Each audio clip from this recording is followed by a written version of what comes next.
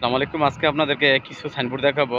সাইনবোর্ডটি হচ্ছে যারা গাড়ি চালায় তাদের জন্য উপকার আসবে। চলুন সাইনবোর্ডে কি দেখানো হয়। এই সাইনবোর্ডটা হচ্ছে লোকজন এপার থেকে ওপার আসা যাওয়া করতে পারবে, ঠিক আছে? লোকজন পারাপারের রাস্তা। আর এই সাইনবোর্ডটা হচ্ছে দেখাচ্ছে সামনে স্পিড ব্রেকার আছে, ঠিক আছে?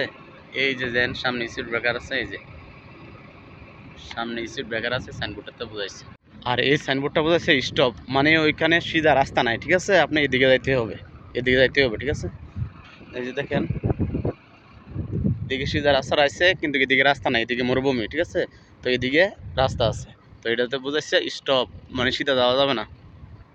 যে দেখছেন আপনার ইউটার্ন, মানে এইভাবে ইউটার্ন করতে পারবেন। ইউটার্ন আছে, ঠিক আছে? অনেক সময় এই যে রাস্তার মধ্যে ম্যাপ দিয়ে রাখে, ইউটার্নে তীর দিয়ে রাখে, আর সাইনবোর্ড এই যে। আর এটাকে বলা হয় স্পিড ব্রেকার, ঠিক আছে? Speed breaker. এই যে এখন ইংলিশ হলে আছে, আরবি তলে আছে 50 স্পিডে চলাফেরা করতে পারবেন, আপনার গাড়ি নিয়ে 50 স্পিডে যেতে পারবেন।